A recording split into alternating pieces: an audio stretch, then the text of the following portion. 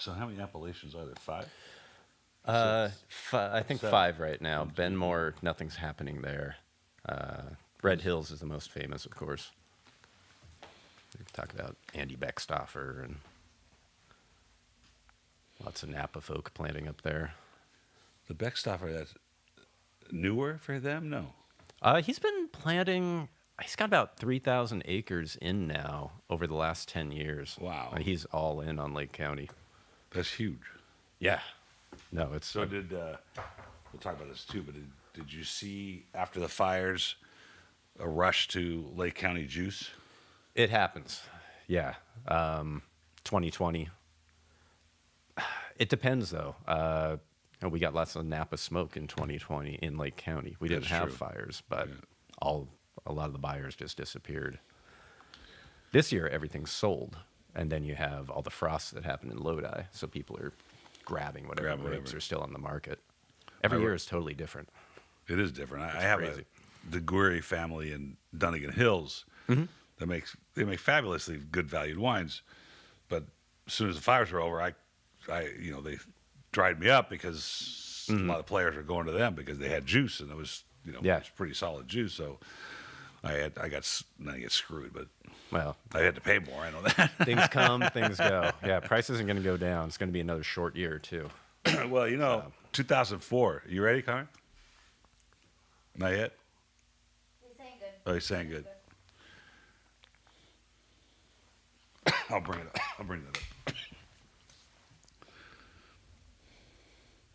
All right, so I do a quick intro and then we'll just get started. Hey, welcome to Wine Talks with Paul K. And we are in studio today in beautiful Southern California on a great day, probably going to get to about 80 degrees. And we are about to have a conversation with Pietro Butita with Prima Materia winery up in Lake County. But introductions in just a second. Wine Talks available on podcasts all over the world, iHeartRadio, Pandora, wherever you hang out for your podcasting, and sponsored by the Original Wine of the Month Club, now sporting the Napa, Sonoma, and Rosé series of wines. Hey, have a listen. We just got done with a podcast with Antonella Mancini. And she's coming out, really interesting conversation about Sardinian wines. That'll be up in a few days. But not why we're here today. We're going to talk to Pietro Butita. Well, I keep throwing an extra I in there. It's a lot of T's and I's. It's okay. Welcome to the show. Thank you, Paul. I was looking forward to it. Thank you. I was looking forward to this because it's a part of the winemaking country of California that people don't really understand or know about. It's called Lake County. And that's where you're making wines. And I want to peel that back a little bit. I want to talk to you about some of the things you were doing before you got into the wine business. But what does Prima Materia mean in the first place? Yeah, it's first matter. We have an alchemy theme with Prima Materia. It was just a nice way to combine grapes and wine growing and, the transformation into wine and the beauty that comes with age. So, the alchemists are trying to figure out what the Prima Materia is and how to turn it into gold. Oh. So, yeah. Okay, now I get it. It's a nice overarching kind of concept. And it works with food, too. You're transforming these humble materials into something higher. Because the packaging is gorgeous on this. And look, it's wine, right? We're talking about a wine business. Business is business. Packaging is important. And I often look at bottles and go, it doesn't cost that much to create a decent-looking label. And as it doesn't cost a crappy looking label. Yeah. Right? Yeah. I mean, I wanted something simple, but, these are detail-oriented wines for me with some complexity. So I wanted the labels to mirror that. And there were all these really cool etchings in these old alchemy books from the 1600s and 1700s. And they're just filled with all these nuances and, mercury and matter changing and silver and all these things. Wow. And it just really kind of mirrored the whole winemaking process. Because, our logo, which actually is not here. Yeah, where is your logo? Oh, there it is a 15th century woodcut. Oh. That my dad stumbled across as a book years ago, and he's never allowed me to change it. Not that I would ever try. I've had to sort of redecorate it a little bit, but it's fun to go back and tie things together, when it comes to the history of wine and winemaking, and in your case, alchemy. I like history. But you weren't always in the wine business. First of all, for the consumers, Lake County is where exactly? Yeah, so Lake County is the next county north from Napa, and Due north. Due north, but California sort of goes on a diagonal. Yeah, right. But Lake County shares a border with Napa Valley, Sonoma County, and Mendocino. So it's sort of the fourth corner of the North Coast. So to the general west of it, the Appalachian. mountains that separate the Napa Valley. Yeah, so the Mayacamas Mountains that run through Napa Valley, that Yes. all the Cabernet people talking about, also runs through Lake County, and that's the border with Kind of like Sonoma, the Pyrenees and Mendocino. Chile and Argentina, right? They separate Yeah, the two. exactly. Okay. It's this beautiful spine. So we were up there. I didn't start the fires, but when we were when we were driving in, literally from Concord, we think we saw the lightning strike that started the first fire on the Mayacamas Mountains, and we were up at San Helena for a couple of nights, and we were watching the glow. Did that fire creep into Lake County? So which year? Not 1820. 20. We were pretty fortunate in 20, actually. Sonoma County and Napa got it really bad. Yeah. And I was actually driving to an early morning pick in Napa Valley when the glass fire started at about 4:15 a.m. Wow. And I was there. I was so tired because I had been picking the night before, and I was, why is the sun coming up at 4 a.m.? What is in my head? And then turned the corner, and holy cow, there's a fire NATO on the valley floor. Yeah, that was crazy. So did smoke taint? There's a lot of science that's coming out of smoke right now, but the farther smoke travels, the less of an effect it has. Yeah. So if you're 20 miles away from a fire, it's nothing like being half a mile away from it. So old smoke, not as dangerous, I heard that something like that. but still it adds up Yeah, sure it does. over time. And we were that same weekend, or maybe I think we came up for the second fire too. Look, I had nothing to do with it, but we came up, and I think it was the second fire was going on. And, in Oak Knoll, the grapes were covered with soot, and the fire wasn't really there, but they were. And you'll get ash too. Yeah, lots that of falls ash. on it. It's terrifying. And then somebody told me, and I not yet to verify, but it makes sense that if the vineyards were near wet vegetation, that sooty type of smoke seemed to cling to the skins, and if it was ambient floating ash, Yeah. that could be washed off. Yeah, that's the thing. It may all be smoke, but the compounds in it can be totally different depending on what's burning, what kind of trees. Eucalyptus burning is going to be different than pine burning. There's so many variables. It's hard to make generalizations. Have you tasted anything? I would be dying to taste the distillate, because they were selling all those grapes as distillates, right? Yeah, I haven't had that. I would love like a I have mezcal. had smoke taint wine though. Our big fire in Lake County was in 2018. Yeah. It was the Mendocino Complex fire. Some grape varieties are more sensitive than others, so I didn't release Grenache that year. We make a little bit of Grenache. Really? It's just, it's a lighter grape. It's really sensitive to smoke. And oddly, some of the heavier red grapes like Petit Verdot and Mourvèdre are incredibly smoke sensitive. So it doesn't have anything to do with skin thickness or It's a anything compound like of the that. grape and how It's it something about reacts the to way, something about the biology of the grape. So I've been dying to find somebody because you looked all over the classified ads after the fires, and we got smoke tainted grapes for sale. You can make mezcal out of it or something. And I thought I would like to taste that. I mean, they smoke peat for Scotch, right? I mean, so you smoke. Yeah, I know grapes. a few people went ahead and distilled, and I haven't had any of it, but I would love I'm to taste curious. it. I'd love to taste it. Yeah. We were talking about that a little bit about the way grapes grow, and it's an agricultural product, and sometimes there's a lot, and sometimes there's less. And during the post fires, people sought other sources of juice, and we have a family in Dunnigan Hills that we do a lot of business with, and the price went up because there was no Napa juice, and so people were looking for things to bottle. Did they come to Lake County then at that point? Yes, definitely. Looking for whatever. Yeah, I mean, we've had a couple of years where you can't find grapes on the market. We've also, there are also drought issues. Right, So sure. the last couple of years, last year our crop was down probably 60%. Wow. It was incredibly light in Lake That's County huge. and Mendocino. We're hit How really do you hard. deal with that? I mean, Just suck Just it deal up with and it, I hope guess. it's better next year. whatever it is, it is. I mean, it's right? high quality, but yeah, I mean, to have half your production out there, that's a tough one. That's tough. Yeah. Are you selling then through the wholesale markets in Los Angeles? I mean, in California and the rest of the country, or you have a DTC group, a direct-to-consumer group? Pretty much just California. Very small. Everything we make is out of our little 10-acre vineyard. So you're only talking about 1,500 cases a year. So Wow. it's all very hands-on. I'm out, out managing canopies and on the tractor, and so. I mean, I was gonna wait till later in the conversation to have this conversation. But if you only have 10 acres, not only, but that's a lot to farm. But it's in the world of wine, it's not a ton. It feels like a lot when you're pruning. Yeah, right. But you have this amazing variety of Italian varietals, which tasting through them, they're all great representations of what they are. In other words, they're not homogenized. Everything tasted different. They're from the same soil, but different character based on the grape, which is a testimony to winemaking. But what led you into trying Aglianico and Negro Amaro, Nebbiolo? I mean, these are all parts of Italy. Sangiovese. Yeah. When I was learning about wine, my aha wine moment was Barbaresco. That was the first. Really? Yeah, I think it was Marchesi di Grezi, which, is available. It's good stuff. Sure. But that was the very first moment where I realized, like, holy cow, this is what wine can be with, it's kind of punching you and it's How long ago was soothing that, you you think? and it's floral. That was 2008. I was kind of Pretty trying recently. Yeah, no, I haven't been. I jumped in wholeheartedly that year.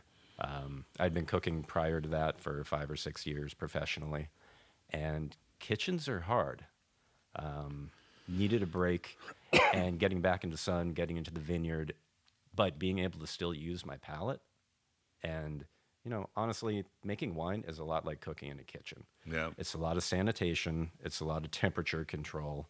It's a lot of just very fine-tuned sort of listening to the ingredient, as it were, and trying to respond properly and do things that elevate it.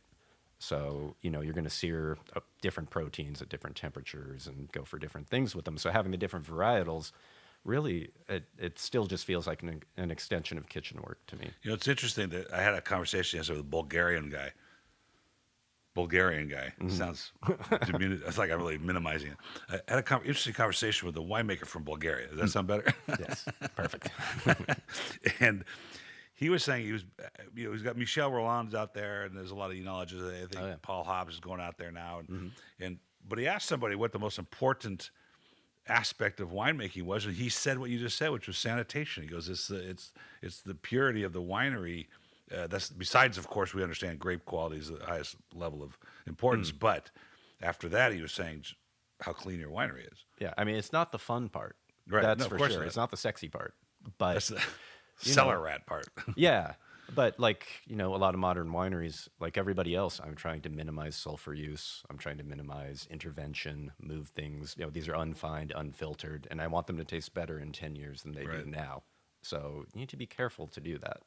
That's hard to do when you're minimizing sulfur and doing the things that would normally extend the life of a wine. But I think, like being a chef, you learn how to salt along the way when needed. Maybe use salt to sweat out vegetables, but that's different than finishing salt. That is the exact analogy that Molly Hill from Sequoia Grove gave me. Oh, really? Yes, she says, I'm a chef, and if I need to add a little salt or take a little salt away or whatever we're doing, that's the chef's job, is the nuances of. So are you, as a chef, were you a minimalist when it came to that? Were you looking for expressing the flavors of the ingredients, or? I think like most people, or most chefs in kitchens, you start out, you're progressing really rapidly. In the early 2000s, there was a lot of the modernist cooking. So, you're making foams, you're doing kind of dainty, precious food a little bit, and Atomic cooking. Yeah, painting on the plate, playing around with sous vide, things like that.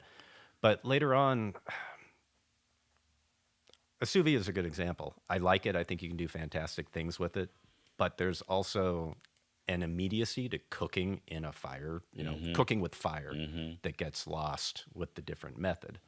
And for me, I'm fine with things being rustic, but I want them to have a vitality to them. Sure.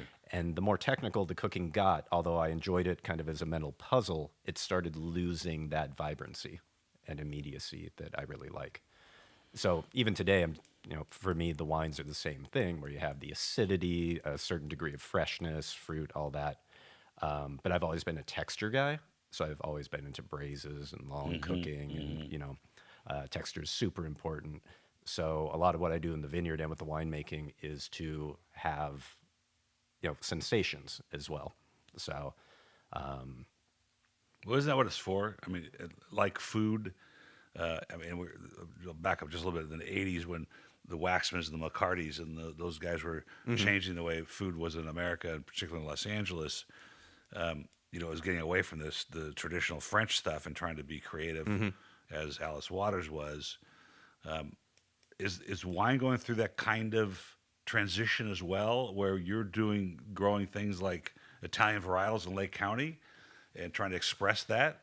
In the last 10 years, the wine industry has changed so much with natural wine and things like that it's hard to tell if it's a pendulum shift or if That's a good it's point. a real change. I will say I'm super thankful that people are seeking out new grape varietals, and we don't have the homogeneity that we had 15 years ago. I think that's fantastic.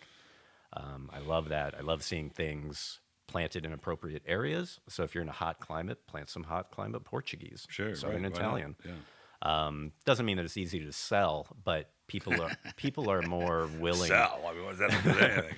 People are more willing to experiment now. Yeah. And I think that's a positive for everybody, especially with California and drought. And, if you're going to plant a vineyard, you want it to be there for 100 years. So you better get the right thing in the right place if you can.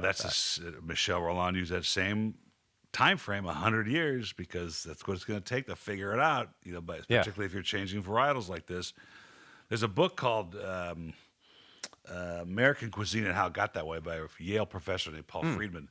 Yeah. He's actually a specialist in medieval servitude, but writes about restaurants. And one of them, the other book he wrote was The 10 Restaurants That Changed America. Oh, yeah. And I love that book. isn't that a great book? Okay, Yeah. So he wrote a book called The Cuisine of America, How It Got That Way.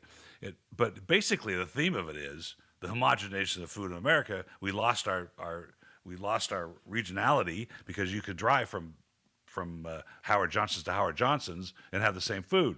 And then we have the Europeans where they have these protected areas in their butter and their fish and whatever else in their wine, like Bordeaux and Burgundy. You can only do these sort of things, and that sort of protects the culture. But there's something exciting about what we would call now the New World. Yeah. You can plant Nebbiolo in Lake County and see how it goes. Yeah, absolutely. And culinarily too. I mean, I'm in the San Francisco Bay Area. You can these days go and find just about anything being done really well by small families, pop-ups, small micro restaurants. I think that's a beautiful thing. I want to see that, and I have this theory for my own book. I actually talked to Dr. Friedman and said, "What do you think of a book charting the homogenization of wine in America?" And now we're coming out of that. We're coming out of it with things like you're making, not when you go to the market and look at Cali Red from Snoop Dogg, but there are these things happening like what you're doing. But even that can be a positive thing. I mean, we've made wine. Wine marketing historically was so kind of rarefied, and it's a big complex world. If you start looking at grape varieties, Italy has over 700. Portugal has at least 400. That's a lot of stuff to know for a casual wine drinker. That's true. We kind of accidentally, in trying to sell wine, put a lot of barriers that it's more confusing than beer to get into. For sure it is. So having some of those challenges break down a little bit is great. On the other hand, we also don't want to lose the diversity in doing that. So I think we still have a lot of work to do in the wine industry to sort of help people explore on their own and give them the tools to go do that. And that's something that natural wine has been helpful with too. The sense of it being a little bit more healthy, fewer additives. There was a lot of corporate wine, so the pendulum kind of swung against that. That's how it started. But think about it for a second. The early winemaking up until probably the 70s, when the Bordelais came out with the copper, dressing. Yeah. What else did you have? It was organic. It was natural. They didn't use that other stuff. And yeah, sort of a post-World War II and post-Prohibition also. Yeah. We tend to forget how much Prohibition damaged the wine industry. on top of everything. It's like starting all over again. It was starting over again. Yeah. It was very Brutal. interesting, actually. The guys that were just in here, when you saw when he walked out, his name was Claudio Salvador. He makes wine in Sardinia, but he was making wine in Ohio. Oh, right. And in fact, he still has Ohio company, and It's amazing. and so I was Big reading a book on winemaking history out there. Isn't that crazy? Yeah. Well, and he said, Ohio was one of the replants of post-Prohibition. I said, I know that Louisiana, Mississippi, Missouri, they all got replanted after Prohibition because that's where the wine trade was originally. That was the breadbasket of America. Muscaline, stuff like that. And it's like, here we are in California, and you're right, there's a lot of wineries that went dormant, and some were resurrected. Some are very famous now, like Hess is one of those. But that's an interesting. So this idea that I had, which was a homogenization of the wine world, when I bring that up, and many times, and I thought maybe you would, but I like the path you took, and that is a lot like White Zinfandel in '74. Brought people to the table drinking wine that probably weren't drinking it before. Exactly. And maybe Martha Stewart's 19 Criminal Chardonnay is doing the same with its RS level. Yeah. But so that's a good thing, I think. I think there will always be something like that. Yeah. I wouldn't want that to be the totality of the market. But, we all find wine. I was around it. My family didn't drink expensive wine. That was a very new thing. I would not have been exposed to it if I hadn't been working at fancier restaurants that had nice wine lists and got to absorb by osmosis a little bit of the culture of it. What was the motivation to be a chef or get into food? That's one of those weird things. I have no idea. That is a weird thing. I don't know. A little bit of this does tie into early childhood. I grew up in Sonoma County, and for a period we were on a 40-acre ranch that had about 20 acres of grapes.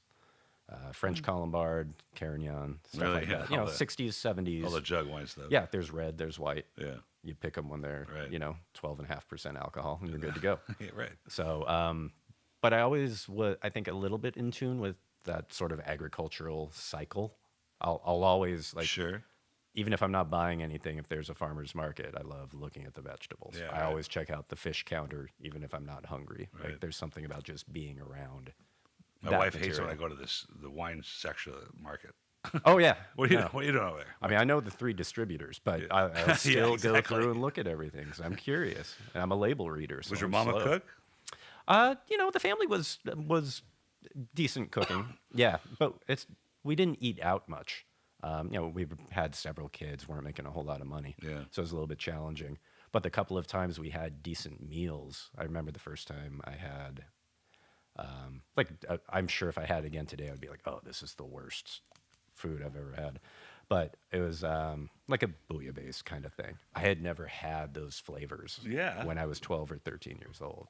And it was just amazing. Is there something memorable about wine? Is that same way for Yeah, me? I mean, exactly. You taste something. I can you go, still "Wait a taste minute." that Barbaresco. Yeah. I can still taste the first Ribera del Duero that really hit me. That mental Rolodex is What's still that there. what makes wine so intriguing? Yeah, no, it engages. I think there are some studies. Like, it engages all the parts of your brain. Yeah. It's almost like those primal childhood memories in the way that they form. We were in Paris at one of the cafes, bistros that looks at the Eiffel Tower, so it's a tourist thing. I ordered the quiche, and it was the turkey broccoli quiche that my mom used to make. And I told my wife, I said, I haven't smelled this in 50 years. And I just sat there. And it was like I went back to like I was 7 years old. Yeah. And it was like fascinating to do that. And it happens with the wine all the time. Smell is super primal. Yeah, I think. it's Yeah, so crazy. it really clicks into like an animalistic thing. But the natural wine thing, we're talking about that. I get a lot of stuff in here. We tasted a couple yesterday. Actually, there was a festival downtown 2 weeks ago, 3 weeks ago, called the Raw Festival. It's Isabelle Legeron from London. No certification to belong to this group. You just have to be minimally intervened. Yeah. And I think that's really important. I think that's really important in the wine business. I prefer those wines, but some of them are like kombucha. You know, where you're just going, oh my God, look, that's taking it, not necessarily taking it too far, but like, I don't want it. I'm drinking wine for this experience, not to muscle something down because I think I'm being healthy. Right? And I think the feds just got on some labeling issues. Yeah, a little bit of labeling. It's come into question about healthy How healthy it claims is. and Right. yeah. So what's your philosophy on that? I mean, you were looking for expression. Yeah, I would say I come, we're kind of natural adjacent, partially because I'm just a small business. I don't want to be filtering everything. I don't have technology to Right. employ. But as, a cook, a former cook, I'm just looking for purity. And I label things, I have labeled Sangiovese, labeled Barbera. I want these things to have a sense of typicity, a sense of place, and then, maybe there's a little bit of personal expression in there too. Maybe there's a little bit of STEM inclusion or something like that. So if the way to get there is by being as quote unquote natural as possible, then that's totally fair game for me. I will say in the vineyard, one of the goals for me is I want older vines and I want them to have a sense of minerality. And there's a lot of evidence that you can't get that with spraying Roundup, whether or not there are health issues. Wow. But the health of the soil and culturing the microbes that produce, the long, intense finishes that you get with older wines. There's more and more evidence that you can't do that with chemical farming. That's So interesting. That's a piece of the puzzle too. Yeah. We're unusual being small. Most people just grow grapes or buy grapes from other growers. We're actually growing our own. So I've also made mistakes in the vineyard, and the resulting wine, being like, oh, I over-thin this, I under-thin this. This needs more sun exposure. This needs less. We had a mildew problem here. So I get to respond in real time and learn continually from mistakes. So that's another piece of the puzzle for me, to just have a little more control. It's a little more responsibility too, but the grapes go a whole 30 Well, I yards think you from just the vineyard to the winery. I think you just explained why it's more expensive to make organic and biodynamic wines. There's the book. The other book that's really interesting, you probably read, is The Third Plate by Dan Barber at Blue Hill Farms, and he talks about at some point, even with wheat and all the other crops we've screwed up in America, and the term was like there's a war going on down there. In other words, underneath that soil, this combat for the nutrition and the microbes that are eating each other, whatever's going on, which ultimately you are what you eats, and the grapes are what they eat too. And if you're spraying Roundup all over everything, it's killing everything. I think that jives with what you just said. Yeah. That you're losing that minerality, you're losing that expression of the soil. I, just at the most basic level, think of, similar cattle species and corn finished versus grass fed or something. They taste different. They do taste You different. can't deny that. You can't deny a texture difference. It's funny, my cousin owns a restaurant here in Pasadena. He's done all kinds of tests. It's an Italian restaurant.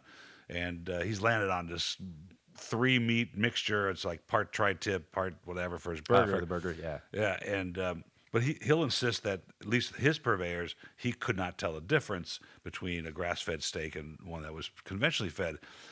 And I just took it as face value. Yeah. But it seemed hard to believe after reading Dan Barber's book that was the case, until my neighbor, who brings in New Zealand Wagyu, and it was frozen. It was still frozen steak when he brings it, and that was the most tender, flavorful piece of meat I've ever tasted in my life. And New Zealand being untouched, and all the the value of it, if it's virgin soil, it never had been sprayed ever. These are closed systems. Yeah, I mean, pretty it's a amazing. Interesting. So you have these interesting varieties of Aglianico, which is one of my favorites, and we just tasted a Cambria version against it and found this similarity in the structure of the flavors, but different structure of the wine itself, the acidity, etc. Because that makes sense, because it's from California versus Campania. But do you think then that there are some things that you just can't make? There's some grapes that you can move around the world, it's just not going to work in different parts of the world? Like if you tried a grape... Pinot producers will definitely talk about, it's too hot in a lot of places to plant Pinot. Right. I don't grow Pinot, but I grow Nebbiolo.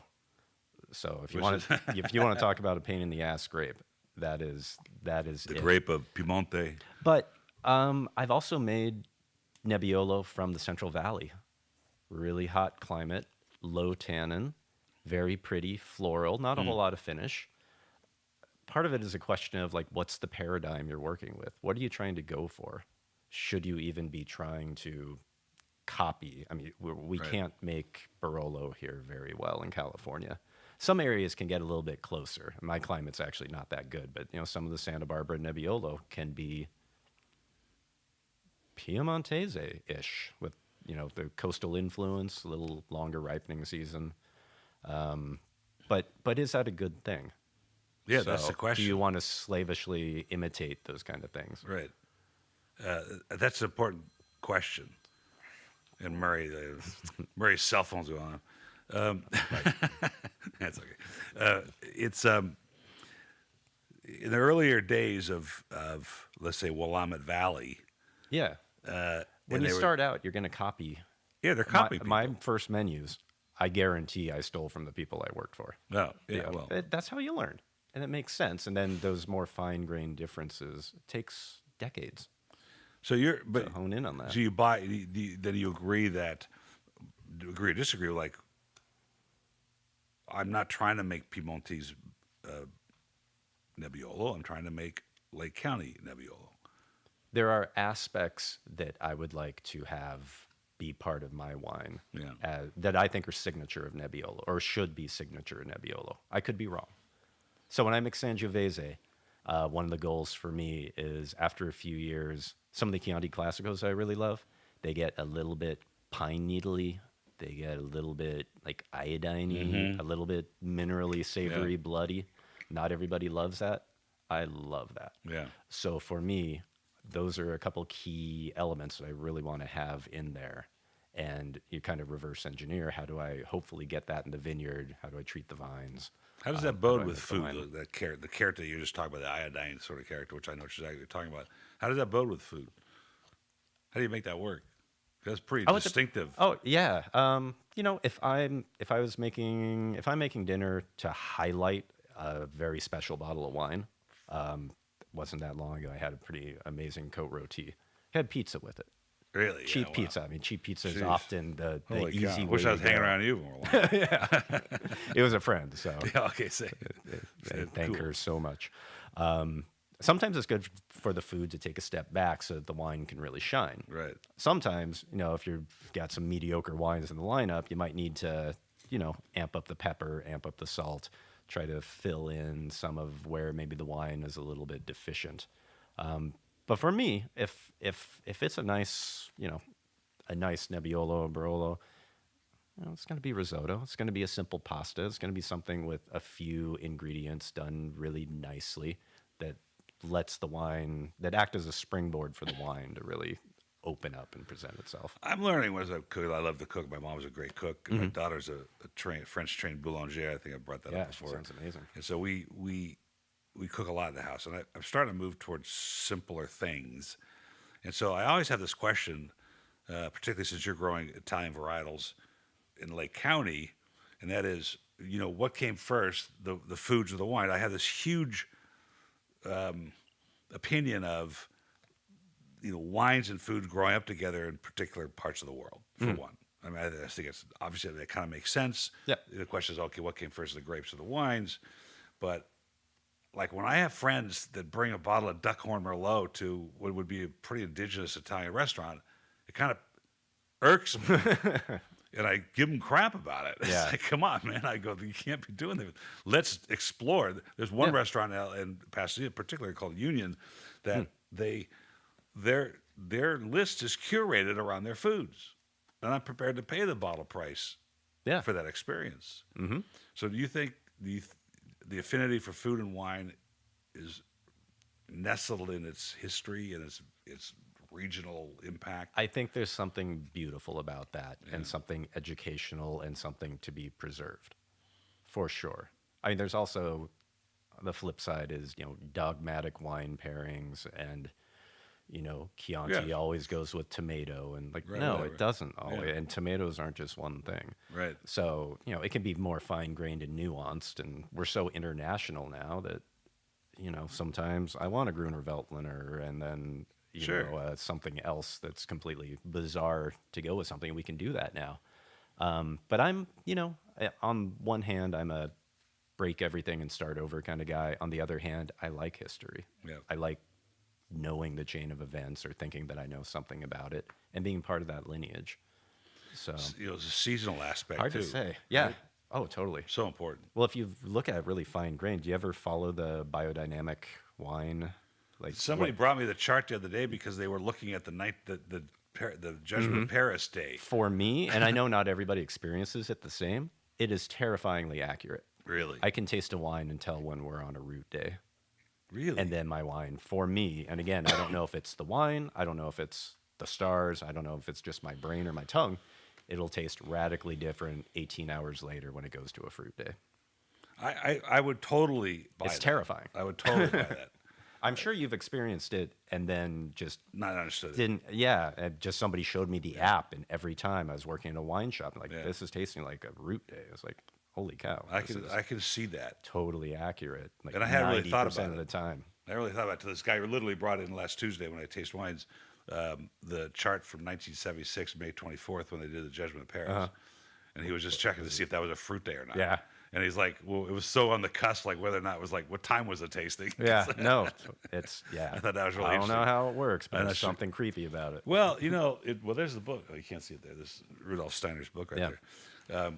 Piero Incenza from Chateau Bacra, not Chateau, Chakra Barda. I can't remember the name. He's a Patagonian Pinot Noir maker. And you talk about radically different wines from vintage to vintage. There is I no bet. attempt to bring out the bottle what they brought out the previous year. And he put it, he goes, the armadillos are returning. I'm like, what? Who says that in the wine world, right? And so, but he was saying, if the moon's gravitational pull can shift tides 7/10 of the Earth into different heights, and wine, grapes, your body, the Earth is 70% water or 90% water. What can it do? What's it doing? It's doing a lot.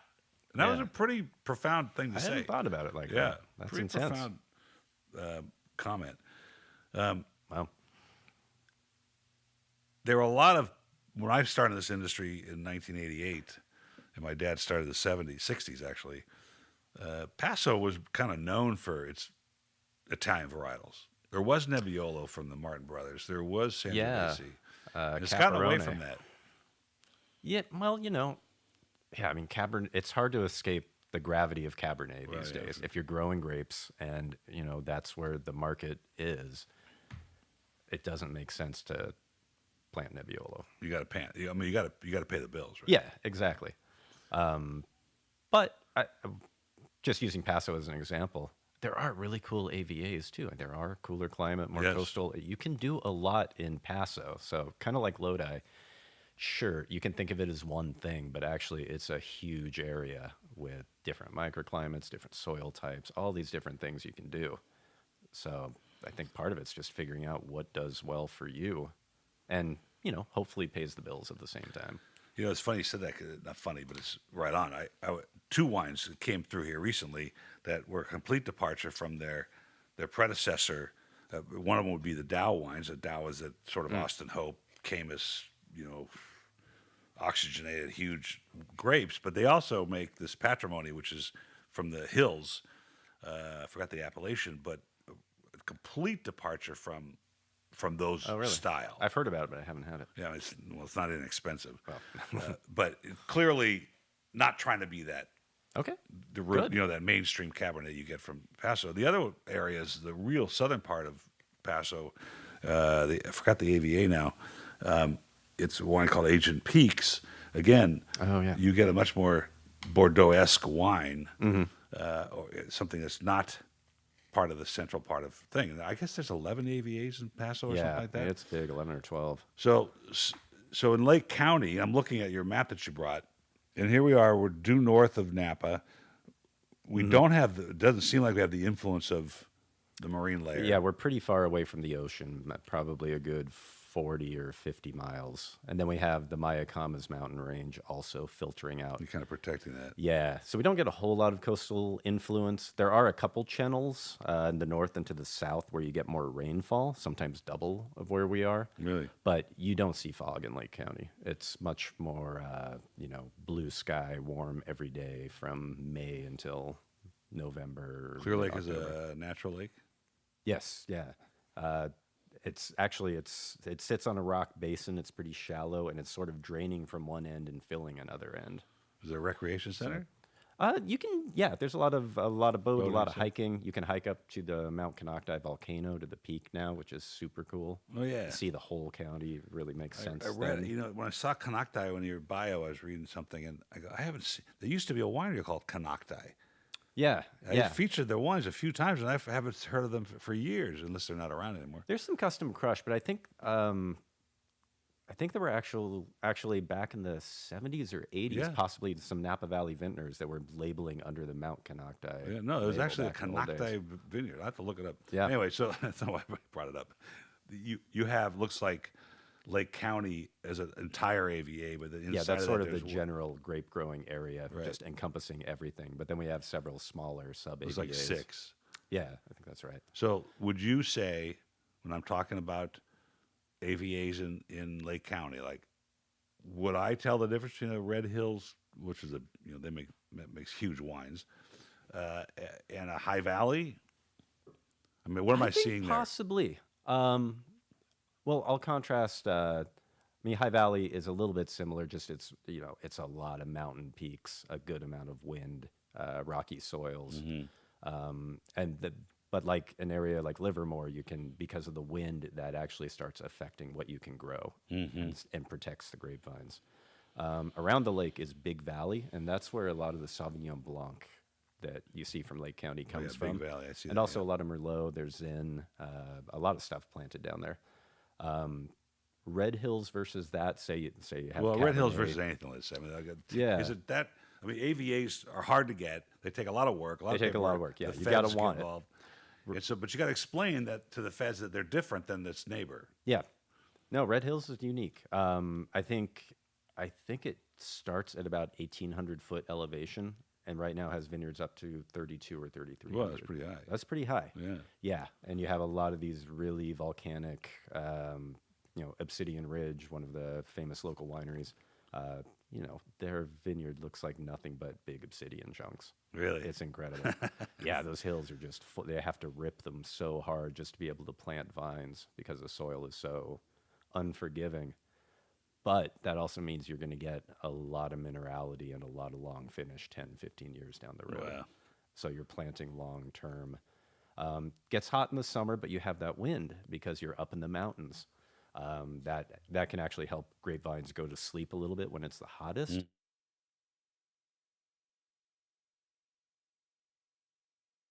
Becoming a destination for wine. It's a little bit. A little bit. You can Like, I just you can go to a travel winery? around the lake and go to different tasting rooms. That It's are open? it's 2 hours from San Francisco, so And it's is- a little bit of a ways. Is Sacramento closer?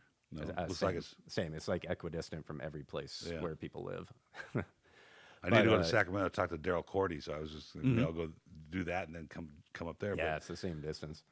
But it's a beautiful area. It's kind of like, I compare it usually to the Sierra foothills. It's very No, it's rocky. beautiful. It's a lot of sparse vegetation, but it's its own, you want to get on your horse and grab your gun and go ride around and look for Cool. gold kind of thing. That's cool. It has that aspect to it. But and that's the Gwinnett, the Gwinnett AVA, Yeah. which looks like it's south of there. And that goes back for a while. Just Is on that the tied to backside of Gwinnett? Napa. Yeah. Yeah. Gwinnett Winery? Gwinnett, Langtree. Yeah, right. Yep. I didn't realize that was Lake County. Yeah, yeah, that's kind of that Pope Valley area.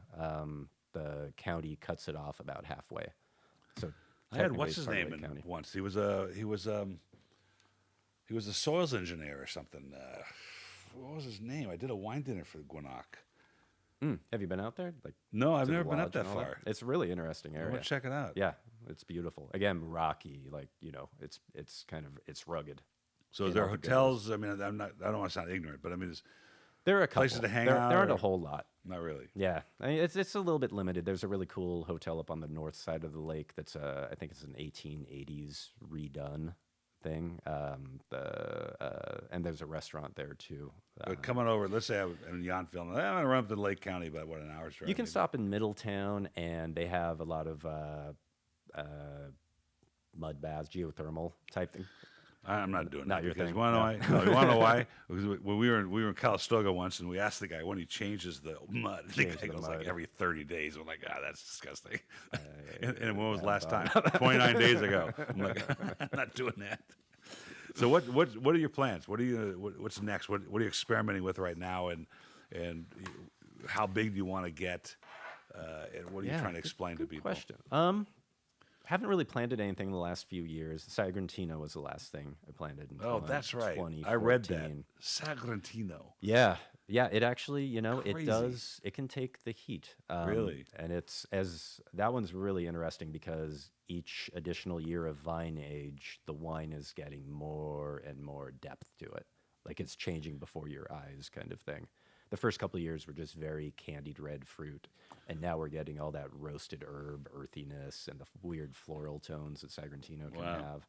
It's a Sounds exciting. huge grape, and I It's a just lot said of this, tannin and a lot of alcohol. I haven't brought this name up for a while, except that the group that was in here earlier from Sardinia, I was telling them about Valentino Valentini, who was the mayor of Montefalco, who's been in here a couple of times. He's a good friend, and he makes wonderful Sagrantino under the Boccali brand.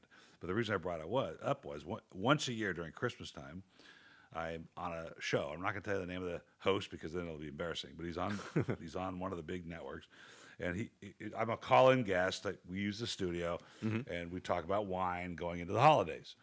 And he's in Texas, and Lubbock's got a pretty good trade, Yeah. right? Yeah, yeah. And we happened to be on our way to Fredericksville when we were there last, and we stopped at something house. I forgot the name of the winery, and I think it was closed. So he's talking about the Sargento. This is not live TV. He goes, "Have you had the Sargento? And what's it called?" And what do you do? Correct the guy? On his show? Yeah. You just no, let it that's go. a tough one. Yeah, you just let it go. You mean the mediocre cheese? Yeah. Yeah, that's right. But Sagrantino is a rough animal, and I'm impressed that you're trying that because how much Sagrantino could be grown in California? There might be 70 acres now. Yeah, There- total, There are a few vineyard blocks. I think there are a couple in Paso now, but Dry Creek Valley has at least four that I know With of. Sonoma? Yeah. Wow. Yeah, yeah. And Sierra Foothills has some as well. Do you think is that the definition of the new world? Being able to do that. Being able to say grow whatever you want, and I understand. Probably. I mean, hopefully New World entails some sense of judgment too. Yeah, right. But- it But seems yeah, to be two no, it's definitions. true. It's California. You can do whatever. We don't have the baggage of history. Right, That can be good. right. It can be a little bit bad. But It could be stifling the other way around. It could be a good thing though. Yeah. We're still young in this. I mean, this is for our culture, Right. but we're still children figuring this out. That's what's fascinating So- about the whole thing, right? It goes back. Oh yeah. Well, I had a winemaker in here, fascinating woman, brilliant winemaking person, and she was talking about an organization she started called the Areni Global Foundation. It was this whole promotion of wine and culture and protecting it. So a big Oh, thing. neat. But Areni is the name of a grape from Armenia. And up until now, the Armenian winemaking technology was horrible. I went there in 2006, you couldn't drink anything. And now it's much better. There's a lot coming in. Yeah. There's too much coming in right now. But for the first time on Tuesday, I tasted an Areni Noir, it's called, that had, in my opinion, world-class structure, world-class expression of where it's from, and really a quality wine. And I thought that was really fascinating. But Areni, she said, we called this organization Areni because they found a winery in Armenia that's 6,000 years old. Yeah.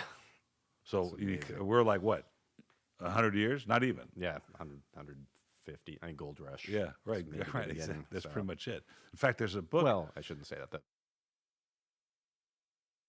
I'll finish with this thought because we're already almost on 50 minutes here. But Sorry. there's a book, the cookbook for Omar Khayyam's, which was a restaurant in San Francisco for years and was a very famous place. I haven't seen that. Has this preamble. They're closed now, but they had this preamble of what was going on during the gold rush, and it came to food and wine. Those guys are drinking French Bordeaux. Yeah. they were making so much money that they were buying wine off the boat. You know. Yeah, I can only imagine. Can you imagine that? You've been up in the hills working. Yeah, right. They're drinking You got your gold. Lafitte and Marco. Anyway, That's the dream. Pietro, a fascinating conversation. I hope we can do it again. And I'd love Yeah, to thank visit you. you up there to. I want to taste some of those other things you're making. But Yeah.